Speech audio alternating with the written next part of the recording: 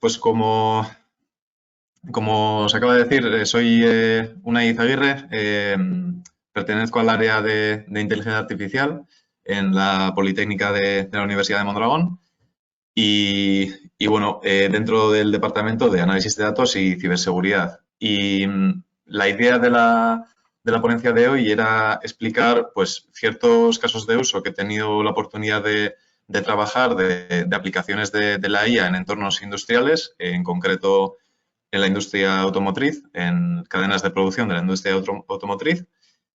Y bueno, el índice de la presentación va a ser pues, una breve introducción a cómo se trabajan los proyectos de IA en industria, porque, bueno, por mucho que seamos en estas ponencias pues, expertos en el tema de la informática en general, pues no todo el mundo tiene por qué necesariamente saber pues ciertos detalles de cómo se implementa un proyecto de inteligencia artificial en industria y es un poco para introducir un poco este tema. Y después ya pasaré a los casos prácticos de análisis de flujo de la producción y los cuellos de botella, del mantenimiento predictivo de robots industriales, de la optimización de la posición de espera o la pose de espera en estos robots y, bueno, por último, pues para concluir unas conclusiones y recomendaciones. Intentaré ir lo más ágil posible, que ya sé que soy el último panelista y ya las fuerzas no creo que sean las mismas que al principio. Vale, entonces, bueno, para empezar con la introducción, la IA es verdad que, como se ha comentado anteriormente, tiene muchas aplicaciones en industria. Bueno, desde el mantenimiento predictivo que nos suena, por lo menos nos suena yo creo que a todos, en el que se intenta coger un activo industrial, digamos, complejo y lo que se hace es intentar predecir la vida útil, ¿no?, que le queda a este activo para optimizar el mantenimiento. Luego tenemos control de calidad, que se suele hacer con inspección de imágenes por lo general, imágenes en rayos X o bueno, pueden ser imágenes normales también, incluso vídeos.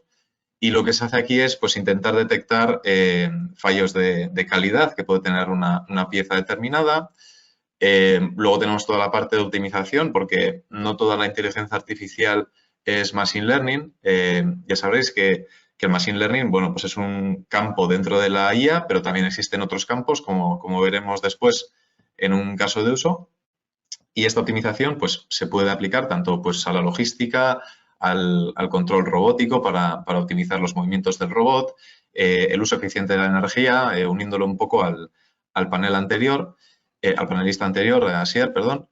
Y, bueno, hay una serie de implementaciones de la IA que se pueden realizar, ¿verdad? Pero no siempre es fácil dar este salto de yo sé que quiero aplicar IA, pero no consigo aplicarlo, bien por falta de conocimiento de las tecnologías de inteligencia artificial o por falta de conocimiento. Yo, por ejemplo, pues en la universidad puedo tener cierto conocimiento de la IA, pero no tengo dónde aplicar ese conocimiento o me falta conocimiento del experto de la materia, ¿no?, del sistema que se quiere analizar.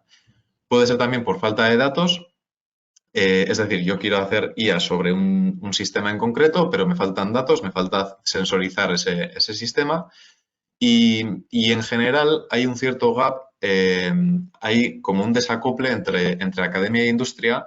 Es verdad que en academia se proponen y se tiene mucho conocimiento sobre soluciones que la IA puede aportar, pero hay un salto que dar hacia la industria para implementar este conocimiento técnico que se tiene no siempre es fácil, ¿vale? Como ya sabréis, pues implementarlo en industria por varias razones. Ciertas razones pueden ser la falta de conocimiento, la falta de datos, pero también hay veces que es por esa falta de relación entre academia o centros tecnológicos y industria. Bueno, entonces, el camino principal que suelen hacer los datos en cualquier proyecto de IA, esto es aplicable a cualquier proyecto de inteligencia artificial, ¿vale? Ya sea de optimización, ya sea de inspección de calidad, de mantenimiento predictivo, lo que sea, siempre tenemos este mismo esquema mental. Es decir, empezamos desde unos datos que pueden estar en unos archivos de texto, en unas bases de datos, en unos Excel muchas veces. De esos datos partimos a hacer un preprocesamiento y un análisis exploratorio de los mismos. Ese preprocesamiento pues es, digamos, limpiar los datos para después entrenar modelos. Y una vez se limpian los datos, se escalan, se pueden escalar, puede haber varios tipos de transformaciones que podemos hacer. Hacemos un análisis exploratorio para ver qué pinta tienen los datos y si de verdad los hemos limpiado correctamente. Y una vez hecho eso, ya pasamos al modelado de algoritmos de inteligencia artificial con enfoque supervisado, con enfoque no supervisado, por refuerzo, algoritmos de optimización, etcétera, etcétera.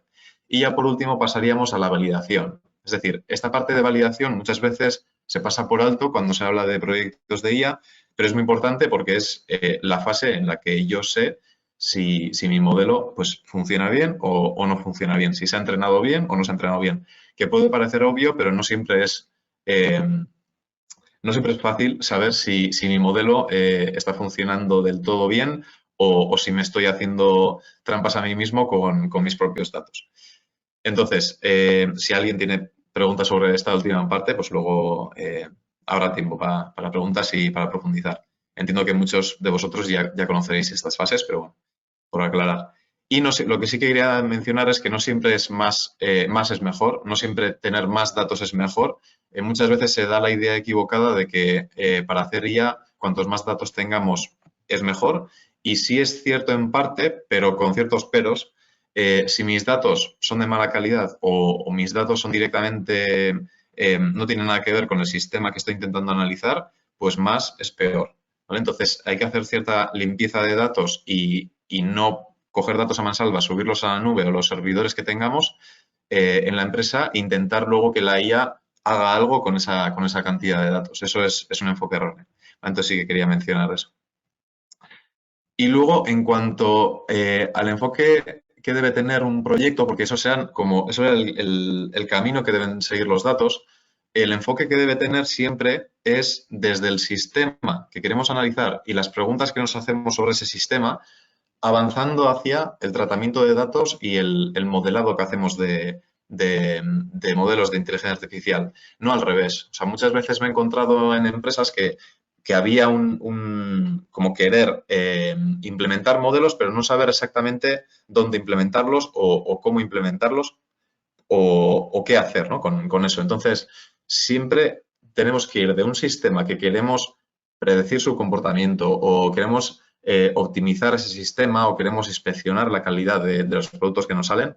De un sistema nos hacemos una serie de preguntas y en base a esas preguntas que queremos responder ya pasamos al tratamiento de datos, porque será un tratamiento de datos específico para ese problema y una serie de modelos que podemos entrenar para responder a esas preguntas.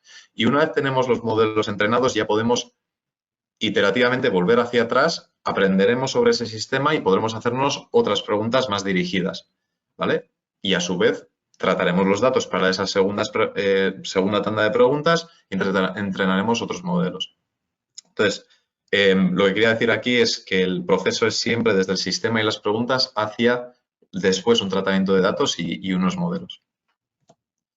Entonces, ya dejando un poco este esquema mental que me gusta dejar claro al principio y ya pasando a casos prácticos, todo lo que he dicho hasta ahora se ha aplicado en casos prácticos y en el primer caso, pues tenemos el analizar el flujo de producción de una cadena de la industria automotriz, una cadena de producción, y analizar los cuellos de botella en concreto de esa cadena, ¿vale? Entonces, no sé si alguna vez habéis tenido oportunidad de estar en una cadena de montaje grande, digamos, como puede ser como Mercedes, una cadena de producción grande. Tenemos una serie de estaciones, sin dar detalles, pero tenemos una serie de estaciones. Tenemos entre estaciones ciertos almacenes que se pueden llamar pulmones, pero son, digamos, almacenes intermedios donde no se realiza ningún trabajo y luego hay una serie de estaciones, ¿vale? Donde se realiza trabajo. Si alguna estación, por lo que sea, tiene una avería, esa avería, para no afectar a las estaciones de atrás y bloquear las estaciones que puedan venir atrás, hay ciertos almacenes que lo que hacen es absorber esa avería e ir nutriendo de productos para que la cadena no pare, ¿vale? Para que os hagáis una ligera idea, esto es un esquema conceptual, no es real, pero bueno, digamos que podría ser algo parecido. Cada una de esos cuadrados grises que veis ahí puede estar compuesto por decenas de estaciones, cada estación a su vez con varios robots, varios procesos trabajando. Entonces, estamos hablando de cadenas de producción muy grandes y muy complejas, con cadenas en serie, acopladas, desacopladas, cadenas en paralelo, etcétera.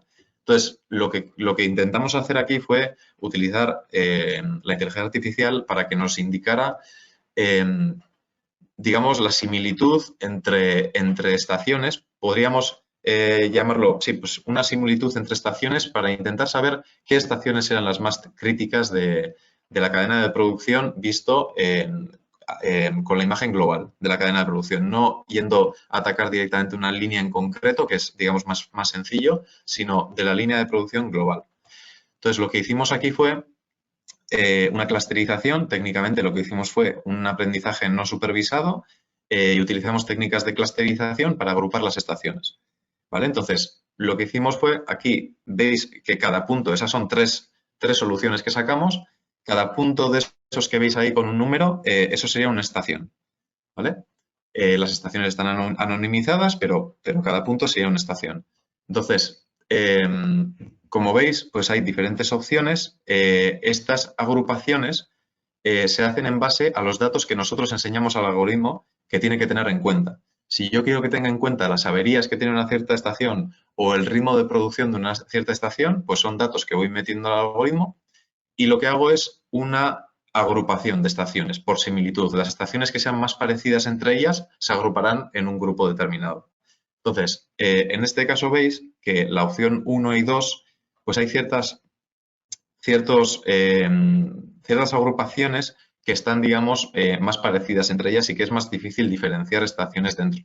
Pero la opción 3 sí que diferencia bastante bien las estaciones entre ellas. Entonces, nos quedamos con la opción 3 y decir también que, bueno, esto que estáis viendo aquí es un resultado de aplicar reducción de dimensionalidad con PCA. Es una técnica, es un poco técnico, pero bueno, es una técnica estadística que lo que hace es facilitar la visualización de datos en este caso. ¿Vale? Y yo lo que hago es reducir las dimensiones de mis datos a solo 2 dimensiones y lo que hago es una gráfica de esas 2 dimensiones para poder ver cómo me está agrupando las estaciones.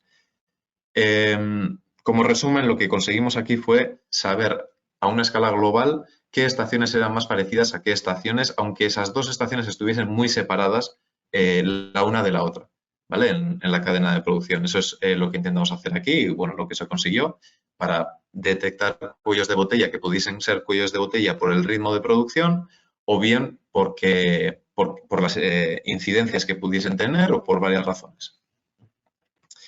Entonces, el caso práctico 2 sería el mantenimiento predictivo de robots industriales. El mantenimiento predictivo de robots industriales es, bueno, en concreto estamos hablando de robots, pero esto se podría aplicar a, digamos, cualquier activo industrial complejo, ¿vale? Podrían ser motorreductoras o podrían ser, bueno, activos que se os ocurran que sean pues, activos complejos. No simplemente pues, un rodamiento o, ¿vale? A eso me refiero. Entonces, cuando hablamos de mantenimiento predictivo, probablemente pues, lo habréis oído hasta la saciedad, pero básicamente para definirlo, lo que estamos hablando es de intentar realizar mantenimiento en base a analizar las condiciones del estado de salud actual de un activo industrial e intentar hacer un mantenimiento justo antes de que se produzca un fallo, ¿vale? En ese activo. Entonces, sería detectar un cambio en el comportamiento de ese activo que no llega a fallo, pero que nos dé una indicación de que hay que hacer ese mantenimiento. ¿Por qué? Pues bueno, porque el mantenimiento preventivo, que es el que mayormente se suele hacer en industria, pues digamos que es ineficiente porque muchas veces se sobremantienen los activos, ¿vale? Se tiende a, como es normal, pues para que no fallen, pues se sobremantiene. Es decir, se hacen trabajos de mantenimiento más frecuentemente de lo que sería lo óptimo, digamos, y es intentar mejorar esos tiempos de mantenimiento. Entonces, lo que hicimos con los robots fue sensorizar los robots utilizando esa capa que veis ahí en verde. A ver si puedo sacar aquí esto. Vale, esta capa que veis aquí en verde es la capa de adquisición de datos. Lo que con esto conseguíamos era coger datos de los sensores de los robots y luego teníamos una capa de control. Esta capa de control son PLCs unidos a los robots y hacen, o sea, mandan órdenes de ejecutar cierta trayectoria. La capa de adquisición de datos será únicamente para adquirir los datos de los sensores. Entonces, esta información más la información de metadatos de los robots, es decir, qué tipo de robots eran, qué peso pueden llevar los robots, etcétera, etcétera, se incluía todo en una base de datos y luego se hacía análisis de datos sobre esa base de datos. En este caso lo que hicimos fue entrenar autoencoders, en concreto entrenar autoencoders de LSTM. Básicamente lo que hace un autoencoder es, yo tengo mis datos de robot aquí y tengo mis datos de robot aquí, los mismos datos, ¿vale? Intento replicar esos datos, pero intento replicar esos datos utilizando para ello menos nodos, menos información, ¿vale? Entonces, lo que hago es reducir esa información y si consigo replicar bien estos datos pasando por este embudo que veis aquí, que es el autoencoder, si consigo que el error que consigo aquí de reconstrucción sea poco, ese error de reconstrucción, lo que digo es que, bueno, que mi modelo es capaz de representar fielmente esos datos que se están introduciendo, ¿vale? Al modelo. Si por el contrario el error de reconstrucción, es decir, si mi modelo no es capaz de reconstruir bien los datos que se están introduciendo, eso quiere decir que hay algo anómalo en esos datos, ¿vale? Eso quiere decir que hay algo que está pasando en esos datos que no es igual que como se entrenó el modelo. Entonces, con ese error de reconstrucción se pueden detectar anomalías, ¿vale? Y esa detección de anomalías nos sirvió para detectar ciertas anomalías en ejes de robots. En este caso, el gráfico que veis a la derecha es de un eje deteriorado, perdón. Nosotros con el autoencoder vimos que había ciertos ejes que no funcionaban como el autoencoder esperaba y una vez intercambiado ese eje que parecía que estar teniendo un comportamiento anómalo, pues vimos que la distribución antes de hacer el cambio en azul era diferente a después de haber hecho el cambio, ¿vale? De ese eje. Entonces, los datos eran mucho más dispersos en el caso del eje deteriorado que pueden serlo en el caso de un eje normal, en un eje que no está deteriorado, ¿vale? Antes y después del cambio, los datos son mucho más normales que en este caso de la derecha. Último caso práctico fue el de la optimización de la posición de espera de los robots, ¿vale? Los robots en una cadena de producción, antes de trabajar en un producto determinado, pasan un cierto tiempo esperando a ese producto.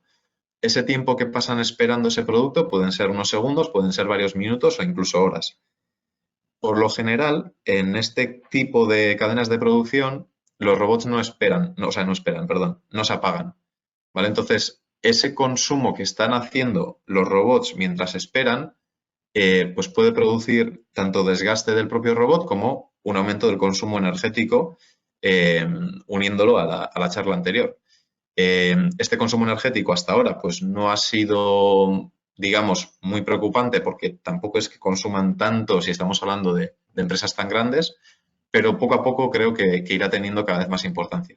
Entonces, lo que concluimos aquí en un primer análisis estadístico fue que los robots que tenían una posición de espera en paralelo al suelo, es decir, que intentaban, esperaban al siguiente producto con el eje en horizontal, eran más propensos a fallos que con el eje en vertical, ¿vale? Más propensos a fallos y más consumo energético para aguantar con la herramienta que tuviesen en una orientación de 90 grados respecto a la vertical.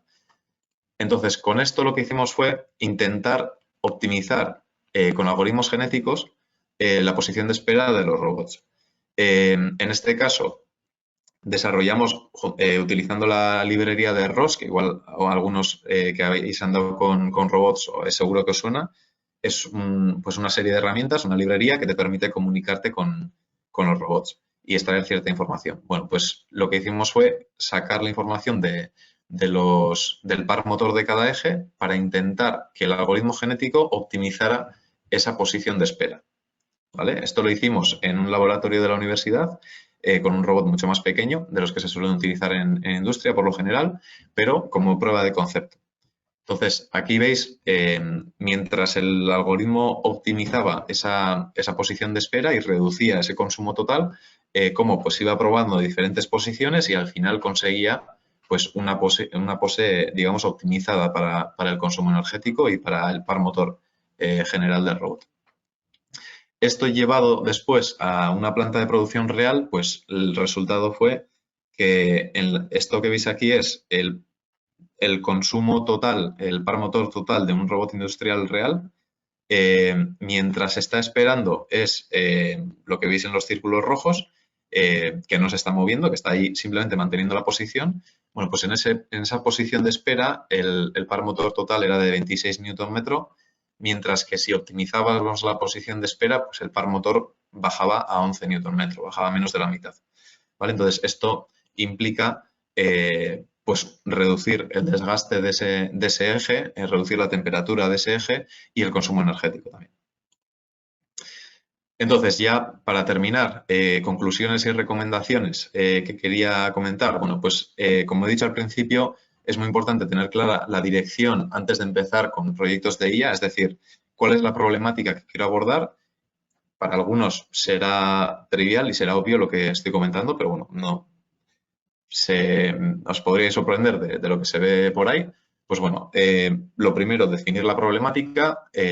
Segundo, cuando la problemática y las preguntas están bien definidas y la dirección está clara, ya pasamos a la captura de datos y al preprocesamiento. Y después ya el último paso es el de entrenar modelos y la validación de los mismos. Y siempre que se pueda, pues recomiendo empezar la limpieza de datos desde abajo, en el Edge. Es decir, en vez de ponernos a subir datos a la nube o a los servidores que tengamos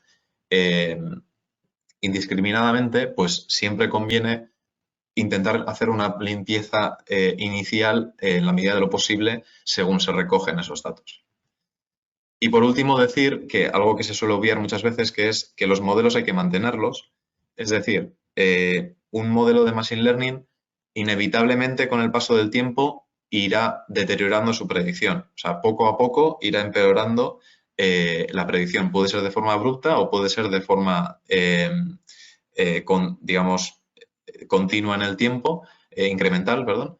Entonces, por eso hay que mantener los modelos, hay que reentrenar esos modelos con datos nuevos y hay que monitorizar su comportamiento. Y hay un campo que se encarga de eso, que es el MLOps, que son Machine Learning Operations, que bueno, lo que hace es, empezamos desde análisis de datos y preprocesamiento, análisis exploratorio de esos datos, el desarrollo de esos modelos y el entrenamiento, siguiendo los pasos que hemos visto al principio, y luego una vez revisamos que todo está bien y hacemos el deploy, sacamos los modelos a producción, estos modelos predicen y monitorizamos ese comportamiento, intentamos mantener siempre ese modelo y monitorizar ese modelo para que no empeore su precisión. En el caso de que empeore, que en algún momento lo hará, hay que reentrenar ese modelo y volver a hacer todo el ciclo este de reentrenar y sacar la producción. Entonces, eso era lo último que quería comentar. Por mi parte, nada más. Muchas gracias a Semantic Systems por la oportunidad de ser panelista y de exponer ciertos conceptos y ciertos casos de uso. Y nada más. Si hay alguna pregunta. Gracias a ti. Yo sí que tengo un par de preguntitas aquí anotadas. Sí. Has hecho comentarios sobre los datos, la importancia de los datos, incluso a lo largo de la jornada hoy se ha repetido, incluso en algún momento has dicho que a veces más es peor, ¿no? Entonces, ¿cuánto de importancia das en un proyecto a la calidad de los datos? Bueno, la calidad de los datos es muy... bueno, o sea, decir que es muy importante es obvio, pero en déjame un segundo que vaya al principio. En estos pasos que he comentado aquí, la parte del preprocesamiento de datos, es decir, la parte de coger los datos en bruto e intentar sacar un set de datos que pueda utilizar luego para el entrenamiento de modelos, típicamente se suele decir que lleva entre un 70 y un 80% del tiempo de un proyecto total de inteligencia artificial. Entonces, un 70 o un 80% no es ninguna exageración, es la parte que más tiempo lleva, es la parte más importante y es la parte que más cuesta hacer, y cuanto más datos se tengan y cuanto más datos se quieran analizar, más tiempo te va a llevar ese preprocesamiento y más importante es. ¿Por qué? Porque cuantas más columnas tenga, hablando ya de algo en concreto, cuantas más columnas tenga en mi dataset, más filas, de más sensores que he capturado, lo que sea, más complejos serán los modelos que tenga que utilizar y más sensibles respecto a ese preprocesamiento que he hecho. Entonces, diría que el preprocesamiento y la validación son las partes más importantes. Luego el entrenamiento de modelos es verdad que es importante, pero paradójicamente es la parte más rápida y la que más sencillo, entre comillas, se puede hacer. Entonces, por ejemplo, en el caso de las estaciones, clasificarlas, ¿qué datos utilizáis? De todo ese marabunta de datos que podéis recoger, ¿cómo seleccionáis los que os van a valer? Entiendo lo que quieras obtener, pero ¿qué criterio utilizáis para luego entrenar al modelo?